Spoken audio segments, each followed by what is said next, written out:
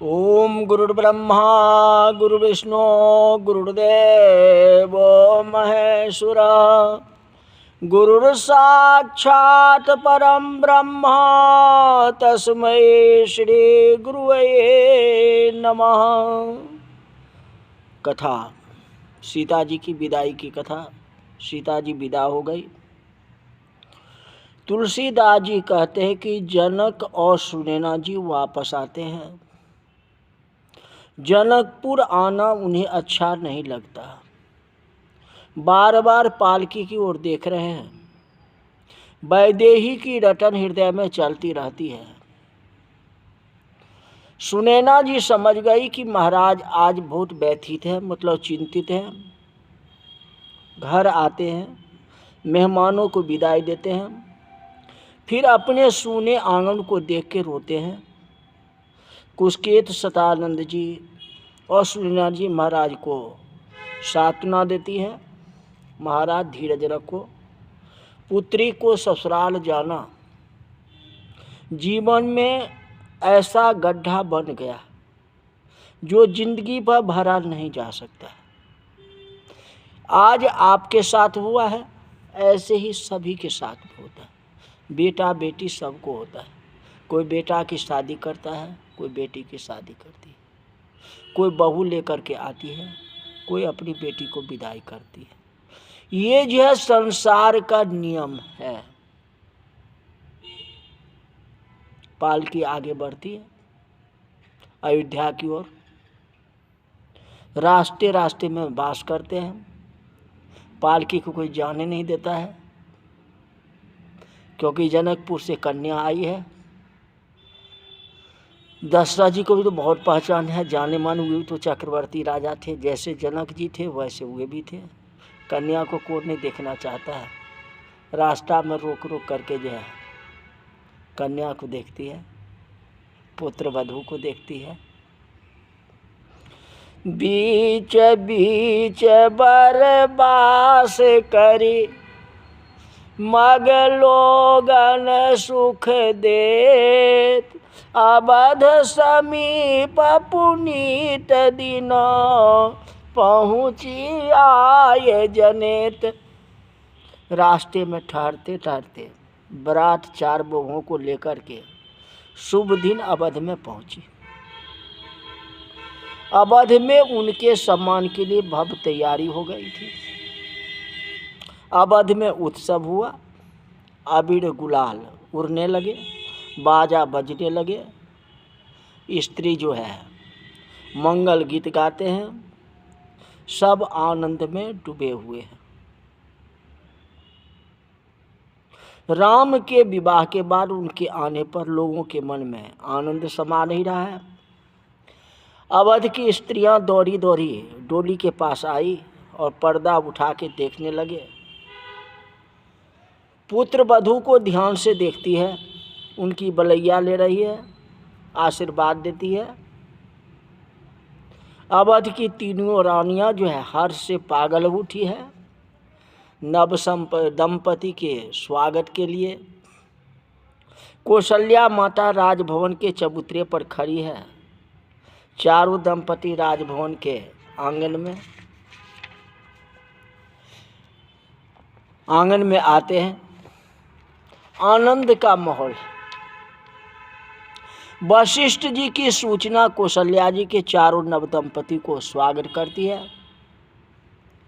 फिर चारों नव दंपतियों को सिंहासन पर बैठा करके चारों ओर से उनकी आरती होती है। हमारे यहाँ मिथिला में चुमौन कहते हैं, चुमाते हैं। पीढ़िया पर बैठाए चारों दुल्हा दुल्हन को और चुमौन होती है। आज सुदिन दिन निर्मल बनल अच्छी सोना, वो चांदी समान गे बाई तुम झुमका करियौन चुमौन, आज सुदिन दिन निर्मल बनल अछि, सोना वो चांदी समान गे माई, झुम झुमका करियौन चुमौन। चुम्बा जे चलली माता कौशल्या, चुम्बा जे चलली माता कौशल्या, चुमा लिया आज श्री राम, जय बध में चुमा लिया श्री राम, आज सुदिन दिन निर्मल बनल अछि, सोना ये चांदी समान गे माई, झुम झुम करियौन चुमा। इस तरह चुमाओन अहाँ सब गाबै छियै ने, हमरा सबके कहाँ सब जेंट्स आदमी थोड़े गेते। हाँ, तो ये सब मिथिला का गीत, इस तरह से उनकी चुमाओन होती है। सर्वत्र जय जयकार गूंज उठा। राजभवन के आंगन में भीड़ नहीं समा रही है। चारों दंपति माँ के चरण स्पर्श करते हैं। कौशल्या माँ आंगन में खड़े हुए ब्राह्मणों को खूब दान देते हैं। मेहमान को ठहरने का स्थान दिया गया। वशिष्ठ जी ने विश्वामित्र जी का सम्मान किया। विश्वामित्र जी को ठहरने के लिए राजभवन में स्थान दिया गया। फिर भोजन समारोह आयोजन हुआ। धीरे धीरे रात हो गई। सारी अवधपुरी में दीपमाला हुई। अद्भुत दृश्य हुआ। सीताराम का नाम लेके अवध धन बन गया।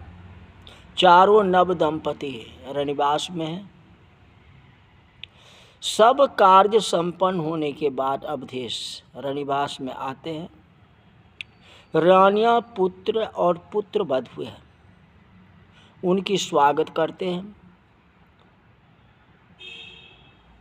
अवध धन बन गया। एक साथ बैठते हैं। दशरथ सबके बीच में बैठ के जनक जी की प्रशंसा करते हैं। जिस तरह कोई भाट चारण किसी की प्रशंसा कर रहा हो। कौशल्या माँ को कहते हैं कि हिम देवी, आप मिथिला नहीं आई, इसलिए मैं क्या कहूँ। मिथिलेश का प्रेम भाव और अतिथि अवर्णनीय है। उनको मुख से कैसे कहा जा सकता है, बतलाता हूँ। 4 पुत्र वधुओं को अपनी पुत्री समान समझना और ध्यान रखना। पिता की बात आते ही चारों पुत्र वधुओं के नेत्र में सजल हो उठे। दशरथ जी ने जनक जी की ओर विवाह प्रसंग की सब बातें कही गई। आधी रात हो गई। दशरथ जी ने कौशल्या से कहा, पुत्र और पुत्र वधुएं थक गई होगी, उन्हें शयन कराओ। कौशल्या जी ने सबके सोने की व्यवस्था करती है। राम माँ की सूचना अनुसार एक पलंग पर सोते हैं। माँ उनके पास बैठती है। भारतीय परंपरा अनुसार मदन फल न छूटे तब तक कन्या पति को नहीं मिल सकती है। यह रवाज हमारे यहाँ बाल विवाह में उत्पन्न हुआ था। अतः सब अलग अलग सोते थे। कौशल्या माँ राम के पास जाके बैठ के उनकी मस्तक पर हाथ फेरते हुए कहानी कहती है, राघव एक बात पूछूं। राम बोले, क्या। मार्ग जात भयाबनी भारी, अकेहि विधि तात तार का मारी। कौशल्या बोली कि तेरी यह सुकुमार कोमल काया, तूने तारका राक्षसी को कैसे मारा, सुबाहु को किस तरह हराया, मारीच को तूने किस तरह भगा दिया, अहिल्या तेरे चरण रज से किस तरह जीवित बन गई, यह सब तूने किस प्रकार किया।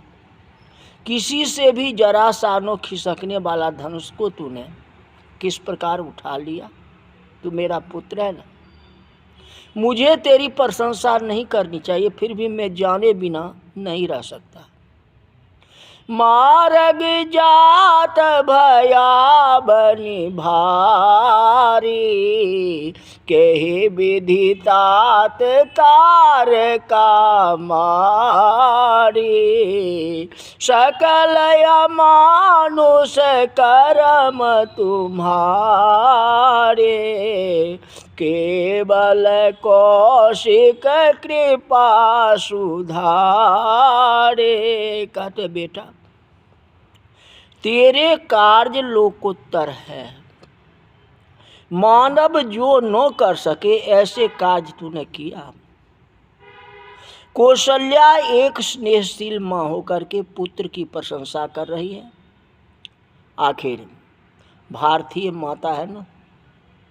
श्री राम मर्यादा के जतन करते हुए कहते हैं, माँ यह तो मुनि विश्वामित्र जी की कृपा है, मुझसे कोई कार्य हो ही नहीं सकता था।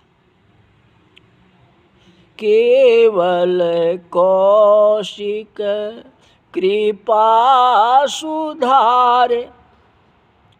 फिर कौशल्या माँ कहती है कि विश्वामित्र तुझे ले गए और तू ब्याह करके आया, इनके बीच के दिनों में हम तेरे दर्शन के बगैर रहे। तो विधाता को कहना जी हमारा आयुष्य में तेरे वियोग के इतने दिन न गिनना पड़े। भगवान से कहो कि ऐसा दिन हमें नहीं गिनना पड़े, सब दिन तुम हमारे पास रहो। तेरे सानिध्य के वगैर के दिन हमने न जीने के बराबर जिए। बहुत चिंता थी। जीवन तो उतना ही जिया हुआ कहा जाएगा जो राम के सानिध्य में जिया हो, सत्य के सानिध्य में जिया हो, उसी को जीवन कहा जाता है। 125 मतलब 80 वर्ष के जिंदगी में व्यक्ति 10 दिन ही जीता है, बाकी का जीवन भ्रांति में बीत जाता है। कई लोग अनर्थ अनित काले सफेद करते जीते हैं, भौतिक सुख भोगते हैं। हम रात को शांति से सो भी नहीं सकते, उसे आप सुख कहते हो? नहीं, सुखी तो वह है जो राम के नज़दीक हो, सत्य के नज़दीक हो, भगवान की शरण में हो, जिसको भगवान की भक्ति प्राप्ति हो, जो नीति सदाचार का पालन करते हो, उसी को तो कहा गया। कहने का है संकल्प करो, बेशक सुख कम मिले, पर अनीति से नहीं जीना है। हम भारतीय हैं, हम भारत के संतान हैं, हमारी संस्कृति है, संस्कृति ही हमारी मर्यादा है, जीवन चलता ही रहता है। अपना रीति रिवाज को नहीं छोड़ना, जो पिता दादा ने निभाया उसको निभाते हुए चलना चाहिए। ऐसा रीत न चलाओ ये सारे के सारे पतन हो जाए। अब लाखों कमा लोगे, लेकिन पिता दादा जिस तरह से आपके चले वैसे नहीं चलो तो सारे के सारे बेकार है। क्योंकि लवण बिना बहु व्यंजन जैसे। अब लाखों स्वादिष्ट सब्जी बना दो और उसमें नमक न हो तो सारे सब्जी तरकारी खराब हो गया, कोई स्वाद नहीं, क्योंकि लवण नहीं है। तो जिसके घर में रीति रिवाज नहीं है, जिसके घर में पिता दादा के अनुसार नहीं चल रहे हैं, मर्यादा का उल्लंघन कर रहे हैं, वह घर नहीं, वह तो शमशान कहा जाएगा, क्योंकि वहां लक्ष्मी की वास नहीं होगी। लक्ष्मी को संजो करके पिता दादा ने रखे थे, जो घर खुशहाल था, आपकी तरक्की थी। अब देखते हो इनके पिताजी ने इतना मेहनत किया, घर को इतना बनाया, जमीन जाल इधर उधर सब किया, बेटा ऐसा हुआ जमीन बेच करके नशा पानी में ख़त्म कर दिया। हाँ, यही होता है। ऐसा न करो। जो पिता का धरोहर है उसको नष्ट न होना चाहिए। जहाँ तक और बढ़ाओ, उनकी कीर्ति को बढ़ाओ, लेकिन ये नहीं जो कीर्ति उनको धूल मिल जाए। देखो ना उसका बेटा कैसा है, जो सारा जमीन जाल बेच दिया, देखो फक्कर जैसे चलता है। हाँ, ऐसा न कर, मर्यादा में रहो, संतों की आदर करो, बड़े की आदर करो, अपने घर का रीति रिवाज को समझो, उस पर विश्वास करो। और विश्वास कर लेंगे तो क्या फ़र्क पड़ता है जी, और चलेंगे उसके अनुसार तो क्या हो जाएगा। आप अपना आगे भविष्य वाला देखते हो, ये भाई क्या होगा, ये छोड़ देंगे तो क्या होगा, चम्मच से ही खा लेंगे तो क्या होगा। अरे जो स्वाद हाथ से खाने में है वह चम्मच कभी नहीं दे सकता। जो स्वाद दातुन करने से होगा वह क्या ब्रश करने से हो जाएगा, ऐसा नहीं हो सकता। ब्रश से आपके दांतों की शक्ति नहीं बढ़ेगी, दांतों की शक्ति तो आपको दातुन से ही होगा ना, यही बात है ना। कुछ भी होगा, खाद्य पदार्थ खाओगे तो शरीर आरोग्य कैसे रहेगा, अनेक प्रकार की बीमारियां रहेगी। देखो पिता दादा कैसे खाते थे पीते थे और कितना मस्त रहते थे। हमारे पिताजी तो 100 साल जी करके गए। क्यों 100 साल जी करके गए? उन्होंने योग करते थे, सदाचारी जीवन बिताते थे। हम और आप नहीं बिताते हैं, इसीलिए कमी हो रही है। इसलिए अपना रीति रिवाज को ध्यान में रखा करो, सुख शांति रहेगी। बोल जा रामचंद्र भगवान की जय।